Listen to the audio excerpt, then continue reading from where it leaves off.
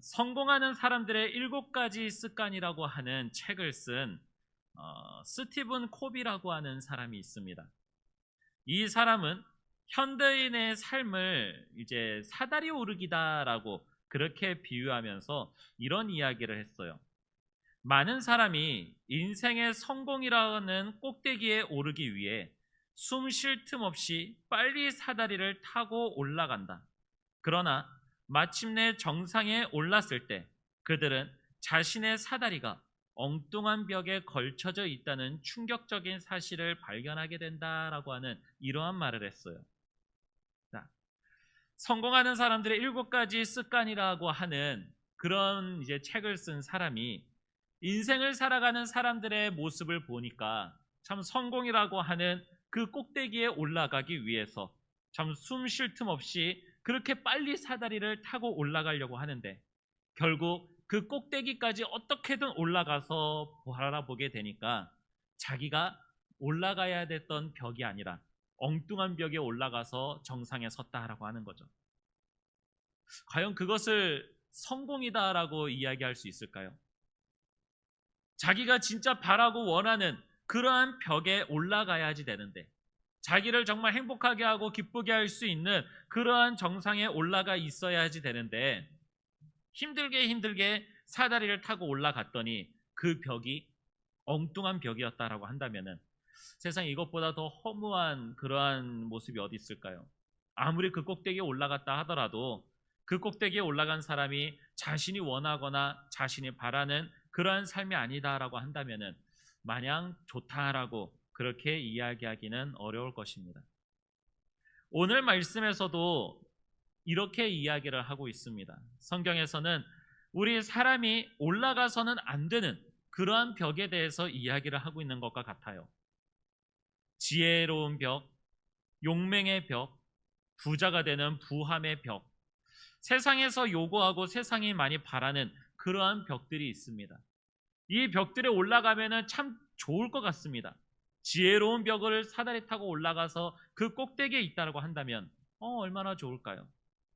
용맹함에 그 꼭대기에 올라가 있으면 또 얼마나 좋고 부한 그러한 벽의 꼭대기에 올라가 있으면 얼마나 또한 좋겠습니까?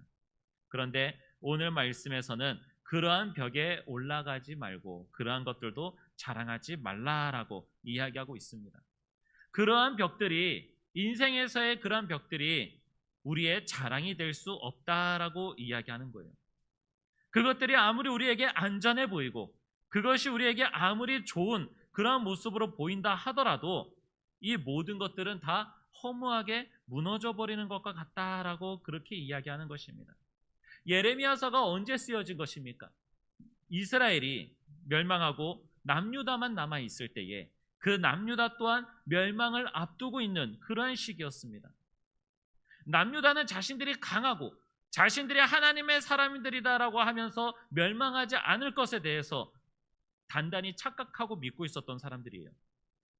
바벨론의 위협이 계속해서 다가오고 있음에도 불구하고 하나님을 의지하기보다는 자신들의 위치와 자신들의 실력을 믿었습니다. 그리고 하나님을 또한 의지하기보다는 이집트와 동맹을 맺어서 바벨론을 또한 상대하려고 하는, 대적하려고 하는 그러한 전략과 정치적인 모습도 나타내고 있었습니다. 세상적인 기준으로 바라본다면은 그러한 행동들은 어찌 보면 당연할 수 있습니다. 강한 세력에 맞서서 싸우기 위해서 같이 주위에 있는 나라들과 동맹을 맺고 함께 싸우는 것이 당연해 보일 수 있어요. 더 지혜로워 보일 수 있습니다. 하지만 이스라엘이 더 정확하게 남유다가 착각하고 있었던 것은 하나님을 의지하지 않았다라고 하는 거예요. 자신들의 자랑할 만한 것들, 자신들의 힘과 자신의 지혜와 자신이 가지고 있었던 그러한 그런 것들을 의지하면서 살아갔고 그것이 자랑이 되었기에 하나님께서는 예레미야 선지자를 통하여서 그것들을 의지하고 그것들을 자랑하지 말라라고 그렇게 말씀하고 계시는 겁니다. 우리 인생에서도 마찬가지 아니겠습니까? 그 당시에 남유다가 기대하고 바래왔었던 그러한 모습들이 우리와 전혀 다르지 않는다는 것을 우리는 알아야지 돼요. 자, 지혜의 벽, 이 무너지는 이런 벽을 자랑해서는 안 되는데 사람들은 지혜의 벽을 또한 많이 사모하고 그 벽을 가지려고 합니다. 그런데 우리는 알아야지 돼요.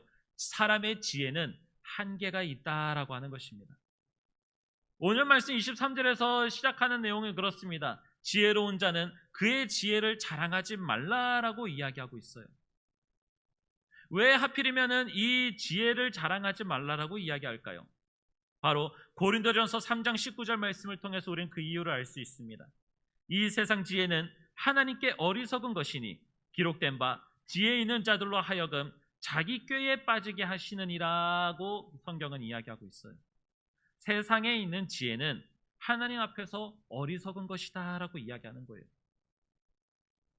남유다가 바빌론을 대적하기 위해서 자신들이 똑똑하고 지혜롭다라고 하는 사람들끼리 모여가지고서는 낸 책략이 이집트하고 동맹을 맺는 것이었습니다. 애굽하고 동맹을 맺고 대적하는 것이었어요. 그것이 남유다가 멸망하게 만드는 그러한 결정적인 결정타가 또한 되고 말았습니다. 바벨론에 가서 속국으로 들어가게 되는 것을 바벨론은 요구하였었고 조공을 바치는 것을 요구했었습니다. 그렇게 또한 살아가고 있었어요. 그런데 그러한 삶이 마음에 들지 않았기에 애국과 동맹을 맺고 바벨론과 대적을 하게 됩니다. 그것이 바로 남유다가 멸망하게 되는 것이었어요. 차라리 그때 하나님 앞에 회개하고 하나님을 의지하고 하나님께로 돌이켰다라고 한다면은 하나님께서 다르게 인도하셨을 수 있습니다. 하지만 그들이 낸 지혜는 하나님 보시기에 어리석은 것이었다라고 하는 거예요. 사람의 지혜가 아무리 뛰어난다 한들 그 한계는 분명합니다. 사람의 지혜가 아무리 있고 사람들의 지혜가 많은 사람들이 아무리 모여 있다 하더라도 미래의 일을 알 수가 없다라고 하는 거예요. 미국에 보면은 뛰어난 과학자들이 있습니다. 지혜로운 사람들이 있습니다. 그 사람들이 모여서 당시의 사람들이 생각할 수도 없을 만한 그러한 놀라운 것들을 많이 개발하고 또한 그것을 가지고 있고 꽁꽁 숨기고 있습니다. 그것들을 아무리 많이 가지고 있고 꽁꽁 숨기고 있다 한들 미래에서 벌어지게 될 어떠한 사건과 그런 일에 대해서 대비하거나 또한 그것을 알거나 멈추게 할 수 있을까요? 세계 의학들이 많이 발전하고 있습니다. 의학들이 많이 발전하고 약품들이 많이 개발되어서 이러한 것들로도 말미암아 세상에 있는 질병들을 최대한 빨리 고치거나 예방하겠다라고 그렇게 사람들은 연구해 나아갑니다. 하지만 코로나가 퍼졌을 때 보십시오. 아무리 지혜로운 사람들이 모여서 아무리 좋은 약을 만들고 아무리 좋게 예방을 하고 있다 하더라도 전 세계에 코로나가 퍼지지 않은 나라가 없습니다. 그 질병으로 인하여 많은 사람이 아프고 고통받고 또한 죽음에 이르기도 했다라고 하는 거죠. 사람들이 아무리 자기 자신을 지혜롭게 한다 하더라도 하나님 앞에서는 결국 자기의 지혜가 자기 꾀로서 넘어가지게 되는 어리석은 지혜가 될 뿐이다라고 하는 것입니다. 남들보다 똑똑하다, 내 계획대로 되고 있다라고 한다 한들 그것이 얼마나 위태로운 벽이 되는지 우리는 우리의 삶을 통하여서 그리고 세상에 나오는 그런 많은 사건들을 통해서 지혜가 우리에게 완벽한 벽이 될 수 없다라고 하는 것을 알아야지 됩니다. 두 번째는 힘에 대한 허구를 우리는 알아야지 됩니다. 힘이 우리가 가질 수 있는 권력이나 힘이 우리를 단단히 지켜줄 수 있는 그러한 벽으로 여겨질 때가 있습니다. 하지만 오늘 말씀에서도 이야기합니다. 용사는 그의 용맹함을 힘을 자랑하지 말라라고 이야기하고 있습니다. 이것은 군사적인 것만 이야기하는 것이 아닙니다. 나의 건강이나 나의 사회적 지위나 내가 알고 있는 인맥들에 관해서 이야기하고 있는 거예요. 사람들은 이렇게도 이야기합니다. 돈 없어도 건강하기만 하면 됐다라고 그렇게 이야기를 합니다. 하지만 건강하기만 한다고 해서 그의 삶이 가치가 있다라고 이야기할 수 있겠습니까? 아무리 건강하고 아무리 힘이 센 그런 사람이다 하더라도 눈에 보이지 않는 작은 바이러스 하나에 무너지고 죽음에 이르게 되는 것이 사람의 육체다라고 하는 거예요. 사람이 아무리 건강하게 살아가고 나이가 드신 분들이 근육이 있고 열심히 건강하게 살아가는 그런 모습이 나옵니다. 나이에 맞지 않게 동안으로 보이고 젊어 보이게 보이고 또한 젊게 살아간다라고 많이 자랑하면서 그렇게 이야기를 합니다. 하지만 그런 사람들도 결국에는 육신의 연약함 속에서 살아가다가 죽게 된다라고 하는 거예요. 우리 사람은 자신의 권력이나 자신의 힘이 강한 것이 자기에게 영원하지도 않은 것이며 그것이 우리에게 아무런 유익도 없다라고 하는 것을 우리는 알아야지 돼요. 시편 33편 16절에 이렇게 이야기합니다. 많은 군대로 구원을 얻은 왕이 없으며 용사가 힘이 세어도 스스로 구원하지 못하는도다라고 시편에서는 이야기하고 있어요. 맞습니다.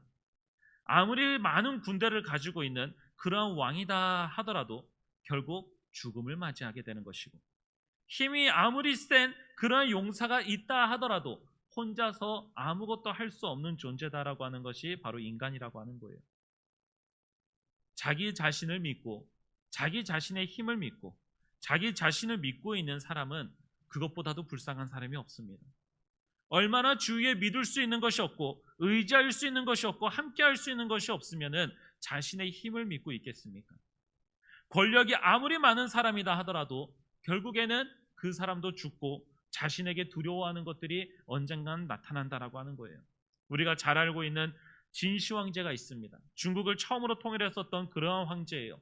그런데 그러한 황제가 젊은 나이에 황제가 되었음에도 불구하고 황제가 되고 권력을 가지고 있고 최고의 자리에 올라가게 되었을 때에 그가 갖게 된 가장 큰 근심은 죽는 것이 가장 큰 두려움이었다라고 하는 거예요. 자신의 힘이 아무리 강하다 한들, 자신이 지금 아무리 건강한 나이에 있다고 한들 결국에는 죽게 된다라고 하는 사실을 진시 황제는 알고 있었다라고 하는 거예요. 그러니 세상에 존재하지도 않는 죽지 않는 약을 구해오라고 많은 사람들을 죽음의 자리로 내몰기도 했다라고 하는 것입니다. 사람은 자신의 힘이나 세상에 있는 권력들을 아무리 많이 가지고 있다 하더라도 잠시 잠깐 있다가 사라지게 된다라고 하는 그러한 사실을 알아야지 되는 거예요. 그러니 아무리 자기가 그러한 벽에 둘러싸여져 있고 그러한 벽을 세우고 있다 하더라도 그 꼭대기에 올라가 있다 하더라도 무너지게 되고 없어지게 될 것이라고 하는 것입니다. 세 번째로 사람들이 잘못 올라가게 되는 벽은 무슨 벽입니까? 물질에 대한 벽이에요. 하지만 우리의 물질 또한 불확실하다라고 하는 것을 알아야지 됩니다. 부자는 그의 부함을 자랑하지 말라라고 하나님께서 예레미야를 통하여서 말씀하셨습니다. 어찌 보면 현대인뿐만이 아니라 지금까지 세상을 살아오는 많은 사람들이 가장 견고하다라고 믿고 있는 그러한 벽일지도 모르겠습니다. 결코 무너지지 아니하는 벽이다라고 이야기하고 있고 세상 많은 사람들이 올라가고 싶어하는 벽이다라고 그렇게 많이 여겨질 것입니다.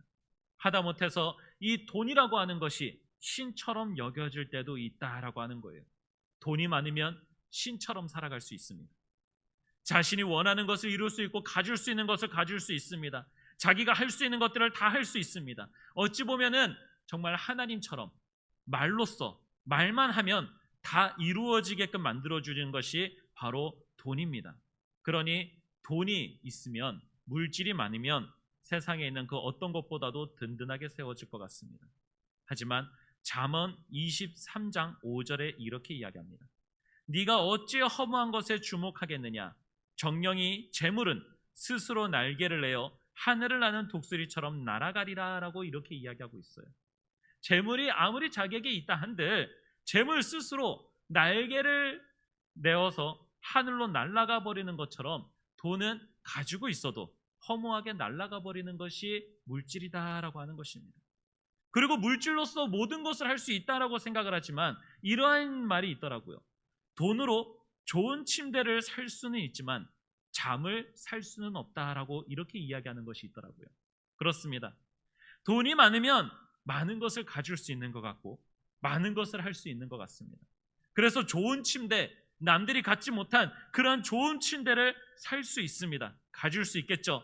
하지만 그 물질을 지키기 위해 혹은 그 물질을 벌기 위해서 그 사람은 아무리 좋은 침대를 샀다 하더라도 그 침대에서 잠을 잘 수 없다라고 한다면 무슨 유익이 있겠습니까? 아무리 큰 부자가 자신의 수확이 많아서 창고를 늘리고 그 안에 많은 식량들을 갖다가 쌓아놓고 이것으로 말미암아 내가 기뻐하고 즐거워하면서 살아가겠다라고 그렇게 다짐하면서 스스로 마음에 기뻐하고 있을 때에 하나님께서 오늘 밤 내가 너의 생명을 걷어간다면은 이 많은 재물들이 다 누구 것이 되겠냐라고 하시는 그러한 말씀처럼 우리의 물질이 아무리 많다고 한들 우리의 물질이 아무리 많이 가지고 있다 한들 과연 그의 삶이 온전하게 안전하게 벽을 세우고 나를 지켜줄 수 있는 그러한 모습이 될 수 있을까요? 가장 견고해 보일 수 있는 이러한 물질의 벽이 어느 순간 훌쩍 사라져버리고 그 사다리를 올라가고 있는 나는 갑자기 허무하게 그 자리에서 떨어져 버리고 마는 그러한 존재가 될 수 있다라고 하는 것입니다. 하나님께서 오늘 우리에게 이 지혜도 힘도 돈도 자랑하지 말라라고 하시는 것은 그것들을 의지하지 말라라고 말씀하시는 것입니다. 그것은 하나님이 이것들을 질투하고 계셔서 그런 게 아니에요. 사람의 지혜를 질투하시겠습니까? 사람의 힘이나 권세를 질투하시겠습니까? 아니면 세상에 있는 물질들을 하나님께서 질투하시겠습니까? 하나님이 질투하셔서 나 말고 그것들을 의지하지 말라라고 그렇게 말씀하시는 것이 아니에요. 오히려 우리를 너무나도 사랑하셔서 그렇게 무너지고 없어질 수밖에 없는 그러한 벽에, 그러한 것들에 의지해버리는 인생, 그래서 인생을 허비하고 고통스러워하고 아파할 그러한 인생으로 살아가는 것을 원하지 아니하시기에 처음부터 없어지지 아니하고 썩지 아니하고 도둑질 맞지 아니하고 변하지 아니할 그러한 벽을 의지하라고, 그러한 벽에 사다리를 타고 올라가라고 말씀하시는 것입니다. 여러분, 우리는 분명 기억해야 됩니다. 하나님은 우리에게 지혜도 주실 수 있고 힘도 주실 수 있고 돈도 주실 수 있습니다. 이러한 것들이 죄악이 될 수는 없을 것입니다. 하나님은 이런 것들 우리에게 죄악으로 주신 것이 아니라 우리에게 필요한 것이기 때문에 하나님께서는 우리에게 수고한 자들에게 또는 때에 따라서 상황에 맞게 필요에 따라서 하나님은 우리에게 주실 수 있다라고 하는 거예요. 하지만 이러한 것들이 우리의 자랑할 대상이나 목적이 되어서는 안 된다라고 하는 거예요. 하나님께서 우리에게 이런 것들을 주시는 것은 하나님의 은혜를 깨닫기 위한 도구로서 사용이 되어야지 되는 것이지 이것들이 목적이 되어서는 결코 안 된다라고 하는 거예요. 잘못된 길로 나아가지게 된다라고 하는 것입니다. 그래서 하나님께서는 이러한 것들을 자랑하지 말라, 의지하지 말라라고 말씀하시면서 우리가 무엇을 의지해야 되는지를, 어디에 사다리를 타고 올라가야 되는지를 우리들에게 말씀해 주고 계십니다. 자, 자랑하는 자는 이것으로 자랑할지니라고 말씀하고 있어요. 제가 이 자랑에 대한 것을 조금 이제 다르게 표현하면서 이제 벽에 사다리 타고 올라가는 것에 대해서 이제 그렇게 비유해서 말씀을 드리고 있는데요. 자랑하는 자는 이것을 자랑하라라고 말씀하시면서 곧 명철하여 나를 아는 것과라고 이렇게 이제 말씀하고 계시죠. 자, 이 안다라고 하는 말은 이제 우리가 잘 알고 있습니다. 원어로 야다라고 하는 말인데 그냥 지식적으로 알고 있는 것에 대해서 이야기하는 것이 아니라 부부가 마치 오랜 세월을 함께하면서 눈빛만 봐도 서로의 마음이 어떠한지를 알 수 있는 그러한 이제 관계에 대해서 이야기하는 거예요. 근데 언뜻 보면은 이 비유가 뭔가 좀 맞지 않는 것 같아요. 이게 가끔 보면은 부부가 서로 눈만 봐도 이게 눈빛만 봐도 서로 알고 있는 것처럼 잘 알고 있는 것이 아니라 아무리 말을 해도 서로 알아듣지 못하고 이해할 수 없는 관계가 되는 것이 또한 부부이기도 한데 어쨌든 그렇게 깊은 인격적인 관계를 이야기하는 거예요. 우리가 하나님을 그렇게 아는 것을 우리가 자랑해야지 된다라고 이야기하는 것입니다. 우리의 사다리가 어디에 벽을 향해야 되는가? 하나님을 아는 것에 올라갈 수 있는, 하나님을 아는 것에 그 정상에 올라가도록 하나님을 아는 데 계속 힘쓰는 그러한 자가 되어야지 된다라고 이야기하는 거예요. 호세아 선지자 또한 이스라엘이 망하게 되는 그러한 이유에 대해서 이야기할 때에 지식이 없기 때문이다라고 이야기하면서 무슨 지식을 알아야지 되는가? 세상적인 지식이 아니라 바로 하나님을 알아야지 되는 것에 대해서 이야기하고 있습니다. 호세아서 6장 3절 말씀에 보면은 그러므로 우리가 여호와를 알자, 힘써 여호와를 알자. 그의 나타나심은 새벽빛같이 어김없나니 비와 같이 땅을 적시는 늦은 비와 같이 우리에게 임하시리라라고 이렇게 이야기하고 있어요. 하나님께서는 언제든지 우리에게 함께하고 계시고 언제든 하나님의 은혜는 우리와 함께 하시고 우리의 필요에 따라서 우리와 함께하고 계시는 분이다라고 하는 사실입니다. 그런데 이러한 사실을 하나님을 알지 못하면 깨닫지 못하게 되는 거예요. 그냥 당연하게 동쪽에서 해가 떠서 서쪽으로 진다라고 하는 것, 이건 너무나도 당연한 거 아니야? 이렇게 이야기합니다. 세상에서 비가 오는 것 또한 그렇게 그냥 비가 올 때가 됐으니까 비가 오는 것이고, 날이 따뜻해질 때는 날이 따뜻해질 때가 됐으니 따뜻하고, 날이 추워질 때는 그냥 추워질 때가 됐으니 그런가 보다라고 그렇게 생각한다라고 하는 것이죠. 하지만 이 모든 것 또한 하나님을 아는 것에 힘쓰고 하나님을 더욱더 알아가면 알아갈수록 이 모든 것이 은혜다라고 하는 것을 우리는 알 수 있게 된다라고 하는 것입니다. 하나님은 항상 변함없이 신실하게 하나님의 은혜를 우리에게 부어주고 계시고 우리와 함께하고 계시고 우리를 지키시고 인도하고 계시는 분이라고 하는 이 사실을 우리는 기억하고 알아야지 된다라고 하는 거예요. 하나님을 더 깊이 알아가는 것이 얼마나 중요한지, 하나님을 알아가고 예수 그리스도를 알아가는 것, 이것이 얼마나 중요한 것인지 바울이 주님을 알아가고자 하고 주님을 믿게 되고 주님께서 나에게 어떻게 역사하시는지를 그것을 깨닫게 되자 빌립보서 3장 7절과 8절에 나오는 말씀처럼 그리스도를 위하여 내게 유익하던 것들을 다 해로 여기는 것은 예수 그리스도를 아는 지식이 가장 고상하기 때문이다 라고 이야기합니다. 내가 그를 위하여 모든 것을 잃어버리고 배설물로 여김은 그리스도를 얻고 라고 이야기하고 있어요. 오히려 세상에 있는 것, 자기가 갖고 있었던 것, 그 모든 것들이 예수 그리스도를 얻는 데에 있어서 더 장애물이 되고 방해물이 되었다라고 이야기하는 것입니다.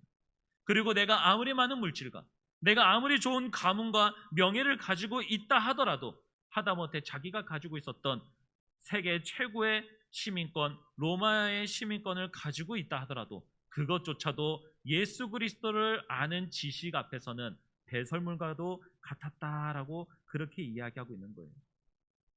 바울은 자기가 이야기할 것은 항상 예수 그리스도를 자랑하는 것밖에 없었습니다. 자신의 삶이 어떠한 모습이든 여태까지는 떵떵거리면서 그렇게 살아가서 나중에는 천막에 있는 그 천을막을 이제 짓고 살아가는 그러한 모습으로 살아가게 된다 하더라도 그는 그러한 삶을 원망하지 않았습니다. 그러한 삶에 대해서 불평하지도 않았습니다. 그도 어쩔 수 없는 인간이다 보니 육신의 연약함이 있어서 그것을 치유해달라고 그것을 자기의 가시로 여기면서 하나님 앞에 기도했을 때에 하나님께서는 너의 은혜가 너에게 족하다라고 하신 그 말씀을 듣고 그 이후로는 그는 그것에 대해서 다시 낫게 해달라고 기도하지 않았습니다. 오히려 자신에게 있는 그러한 연약함, 그러한 가시가 있어서 자기가 연약하게 된 것이 더 오히려 큰 은혜다라고 이야기하고 있어요. 자신이 연약하면 연약할수록, 자신이 약하면 약할수록 더욱더 하나님 앞에 기도하고 주님을 의지하게 될 것이니 내가 가장 약할 때에 가장 강하신 하나님을 의지하기 때문에 내가 가장 강할 때이다라고 그렇게 고백했다라고 하는 것입니다. 하나님을 아는 것이 우리 그리스도인에게 있어서 가장 큰 능력이라고 하는 사실을 우리는 알아야지 됩니다. 예레미야서 9장 24절 하반절 그 말씀에 보면은 나 여호와는 사랑과 정의와 공의를 땅에 행하는 자인 줄을 깨닫는 것이라. 나는 이 일을 기뻐하노라 여호와의 말씀이니라라고 이렇게 말씀하고 있어요. 하나님을 안다라고 하는 사실에 있어서 무엇을 알아야 됩니까? 하나님은 사랑과 정의와 공의를 이 땅 가운데 행하시는 분이심을 깨달아야지 된다라고 이야기하고 있어요. 하나님의 이 사랑을 통하여서 우리는 어떤 것을 알 수 있습니까? 무엇을 누릴 수 있습니까? 세상에 있는 그 어떤 것보다도 안정감을 느낄 수 있다라고 하는 거예요. 사랑하는 자녀가 아무리 위험한 곳에 가 있다 하더라도, 아무리 처음 가보는 곳에 있다 하더라도 부모가 함께 있으면은 안정감을 누리게 되는 것입니다. 아무리 위험한 곳에 가 있어도 부모가 함께하고 있으면 내 부모가 나를 지킬 것이다라고 하는 사실을 확신하기 때문에 주위에 있는 일들로 말미암아 두려워하고 떨 수는 있으나 부모에게 꼭 안겨서 있으면 안정감을 누릴 수 있다라고 하는 거죠.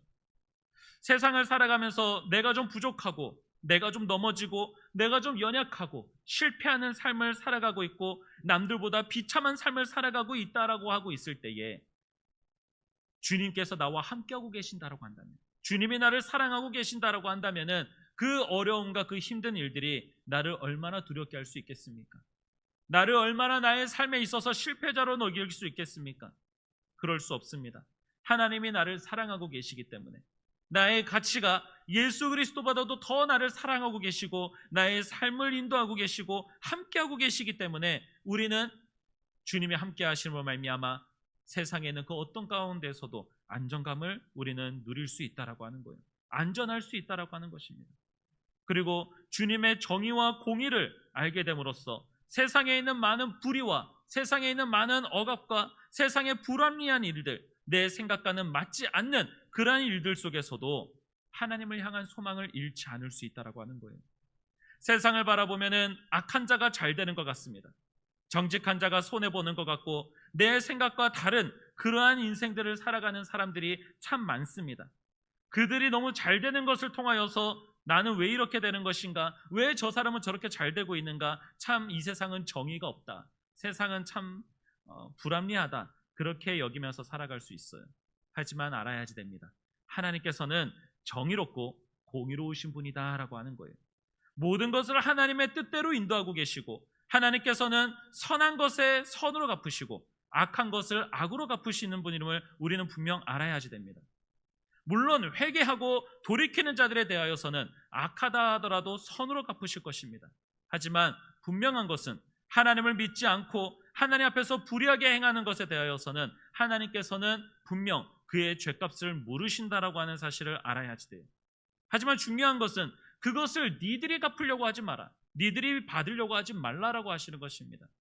원수에 대해서 너희를 힘들게 하고 너희를 억압하는 자들에 대해서 심판하시는 것은 하나님이 하시는 것이고 우리는 주님을 향한 소망을 가지고 주님께서 이 땅 가운데서도 나를 지키시며 하나님의 뜻대로 인도하고 계신다라고 하는 그러한 소망, 하나님의 말씀대로 하나님의 뜻대로 이 나라가 또한 내 주위에 있는 내 모든 상황들이 인도되어져 가고 있다라고 하는 그러한 소망을 잃지 않고 바라볼 수 있게 된다라고 하는 것입니다. 그리고 무엇보다도 하나님께서는 하나님을 사랑하시는 자들을 지키시는 분임을 우리는 알아야지 되는 거예요. 시편 91편 14절에 보면 이렇게 이야기합니다. 하나님이 이르시되 그가 나를 사랑한즉 내가 그를 건지리라. 그가 내 이름을 안즉 내가 그를 높이리라 라고 말씀하고 있어요. 우리가 주님을 알면은 우리가 주님께서 사랑과 정의와 공의를 행하시는 분이다라고 하는 사실을 우리가 믿고 알고 있으면 어떤 일이 벌어지게 됩니까? 하나님께서 우리를 건지시고 우리를 지켜주신다라고 하는 거예요. 우리가 그러한 하나님을 사랑하면 하나님께서 우리를 건지시고 우리가 하나님의 이름을 알고 있으면 하나님은 우리를 높여주신다라고 하는 이러한 사실을 알아야지 됩니다. 세상에 있는 지혜와 세상에 있는 돈과 세상에 있는 명예가 나를 높이는 것이 아닙니다. 내가 가치를 높임받고 내가 그 어떤 상황에서부터도 건진받는 것이 아닙니다. 바로 내가 믿고 알고 있는 그러한 주님께서 나를 높이시고 나를 건지시는 분이다라고 하는 사실을 우리는 알아야지 되는 것이죠. 말씀을 맺도록 하겠습니다. 하나님을 아는 백성은 이 땅 가운데에서 가장 강하게 살아갈 수 있는 백성임을 알아야지 됩니다. 세상은 끊임없이 우리에게 이야기합니다. 어찌 보면은 이 말은 우리를 속이는 말과 같습니다. 우리에게 더 많이 알아야지 된다라고 이야기하거나 더 힘이 세야지 된다라고 이야기하거나 더 많은 것을 가져야지 된다라고 세상은 우리에게 그렇게 가르칩니다.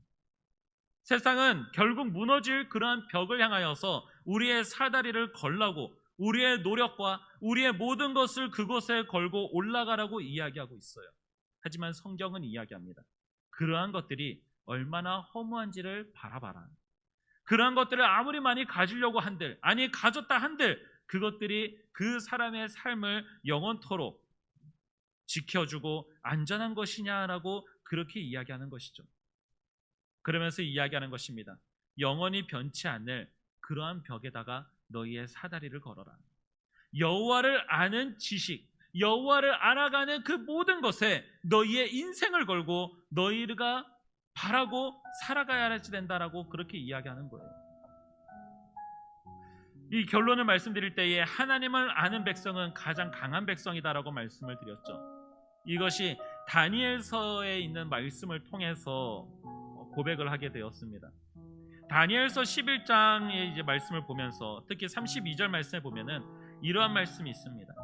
그가 또 언약을 배반하고 악행하는 자를 속임수로 타락시킬 것이나, 이 그라고 이야기하는 것은 이제 바벨론이 이제 멸망하게 되고 이제 페르시아가 들어오게 되고 그 북방에 이제 왕들이 이제 제국이 세워지면서 안티오쿠스라고 하는 그러한 왕이 있습니다. 특히 이 안티오쿠스 4세라고 하는 왕은 굉장히 악한 왕인데 하나님을 믿는 백성들을 힘으로 짓밟거나 또한 많은 속임수와 달콤한 말들로 하나님의 말씀과 하나님의 언약을 배반하게끔 만드는 그러한 자였습니다. 그러한 자가 하나님을 믿는 사람들을 타락시키고 하나님을 떠나게 만드는 그러한 일들이 있을 것이나 오직 자기의 하나님을 아는 백성은 강하여 용맹을 떨치리라 라고 이야기하고 있어요. 자, 다니엘서에서 나오는 유다 백성들, 이제 이때는 이스라엘 백성으로 넘어가야겠죠. 이스라엘 백성들이 포로 생활하고 있을 때입니다. 누가 보더라도 용맹할 것도 없고 자랑하거나 강할 만한 것도 없습니다. 그런데 다니엘서에서 이렇게 이야기하는 거예요. 오직 자기의 하나님을 아는 백성은 강하여 용맹을 떨치리라 라고 이야기하고 있습니다. 세상 사람들이 바라볼 때는 가장 보잘것없고 가장 연약한 그러한 삶을 살아가고 있는 그러한 자들이지만 다른 것도 아니었습니다. 오직 자기의 하나님을 아는 백성, 자기의 하나님을 아는 백성은 가장 강하고 용맹을 떨치게 되는 것이다 라고 그렇게 이야기하고 있다라고 하는 거예요. 사랑하는 여러분, 세상에는 그 어떤 것도 우리를 강하게 할 수 없습니다. 세상에는 그 어떤 것도 우리에게 완벽한 안전과 삶을 약속할 수 없습니다. 그런데 세상은 이 당시에 이스라엘 백성들을 핍박하고 억압했었던 이 안티오쿠스 4세 왕처럼 때로는 돈으로, 때로는 성공으로, 때로는 사람들이 알 수 없는 그러한 지혜로 우리를 유혹합니다. 이런 것들이 있어야지 된다라고 이야기해요. 아니, 어찌 보면은 이런 것들을 가지고 적당히 타협하라고 또한 그렇게 이야기합니다. 그런 것들을 알고 그런 것들을 가지고 있으면 오히려 너희들이 더 잘 살아갈 수 있다라고 이야기해요. 교회에 백날 나가봐라. 가가지고 하나님의 말씀을 백날 많이 듣고 맨날 그것을 듣고 그거대로 살아가려고 해봐라. 그것들이 너에게 밥이라도 하나 주겠냐? 너희에게 돈이라도 주냐? 하다못해 교회는 너희의 돈을 뜯어간다라고 그렇게 이야기하면서 하나님을 알고 하나님을 믿는 것이 우리에게는 좋은 것이 아니다라고 그렇게 이야기를 합니다. 하지만 기억하십시오. 우리는 무엇을 알아야지 됩니까? 온 우주 만물을 지으신 하나님이 내 아버지이시라고 하는 사실을 알아야지 되는 거예요. 하나님께서 사랑과 정의가 공의가 있으신 그러한 하나님이시다라고 하는 사실을 우리는 알아야지 된다라고 하는 것입니다. 나를 구원하시고 무엇보다도 나를 사랑하고 계신다라고 하는 사실을 알아야지 되는 것입니다. 나를 세상의 그 어떤 것보다 내 지혜보다도 더 뛰어나고 내 생각보다도 더 뛰어나신 하나님께서 나를 가장 선하고 완전한 길로 인도하실 분이라고 하는 사실을 알아야지 됩니다. 오늘 이 말씀을 통하여서 세상에 있는 많은 어려움과 일들로 인하여서 많이 힘들고 어려운 가운데 계십니까? 이럴 때일수록 우리가 주님을 더 아는 자리에 나오시기 바랍니다. 주님을 더 깊이 아는 자리에 더 나아가시길 바라고 주님을 아는 데에 더 많은 힘과 열정을 쏟으시기 바랍니다. 하나님께서 그러한 자들을 지키시고 그러한 자들에게 가장 강하고 용맹한 삶을 살아갈 수 있게 하실 것입니다. 아무리 우리를 힘들게 하고 핍박하게 만드는 그러한 일들이 있다 하더라도 하나님이 지키실 것이니 하나님을 아는 자리에 나아갈 수 있는 저와 여러분 되시기를 간절히 소망하겠습니다. 기도하겠습니다. 거룩하고 존귀하신 하나님 아버지, 오늘 우리에게 말씀으로 세상에 있는 지혜나 능력이나 물질을 의지하지 않고 살아갈 수 있게 하시니 감사합니다. 그것들을 잠시 사랑하고 그것들을 의지하면서 살아가게 됐다 하더라도 그러한 것들이 또한 허무하다라고 하는 것을 깨닫게 하시니 감사합니다. 이 모든 것들은 하나님의 은혜를 깨닫는 데에 도구로서 쓰임받을 수는 있으나 그것들이 우리의 목적이 되어서는 안 된다라고 하는 사실을 또한 깨닫게 하여 주시니 감사합니다. 주님, 우리의 인생에 놓여져 있던 그러한 세상에 향한 그러한 사다리들을 이제는 그곳에서 다 떨어지게 해놓고 무너질 벽이 아니라 영원히 흔들리지 아니하는 그러한 반석이 되어주시는 우리 주님의 벽에, 주님의 반석에 우리의 사다리를 세우고 그 자리로 올라갈 수 있게 하여 주시옵소서. 세상은 지금도 우리에게 달콤한 말들로 눈에 보이는 성공과 편안한 타협으로 우리의 믿음을 흔들려고 하고 우리에게 아는 지식을 자꾸만 세상으로 향하도록 유혹을 하고 있을 때에 주님, 우리는 세상의 속임수에 넘어가지 아니하고 주님의 진리를 더욱더 분명히 알아갈 수 있고 주님을 더 깊이 알아갈 수 있는 그러한 신실한 주님의 사람이 되게 하여 주시옵소서. 바울의 고백처럼 세상에는 그 어떤 것들도 다 배설물로 여기는 것은 하나님 예수 그리스도를 아는 그 지식이 가장 가치 있고 가장 귀한 것임을 믿고 깨달았기에 고백할 수 있는 고백이 우리의 입술 가운데서도 나올 수 있게 하여 주시옵소서. 주님, 이 예배 시간에만 우리가 이것을 다짐하고 살아가는 것이 아니라 이 예배 후에 우리가 돌아가는 모든 삶 가운데에서, 우리가 만나는 모든 상황 가운데에서도 오늘의 이 말씀이 생각나게 하시고 이 말씀에 의지하여 주님을 믿고 살아갈 수 있는 주의 성도들이 될 수 있게 하여 주시옵소서.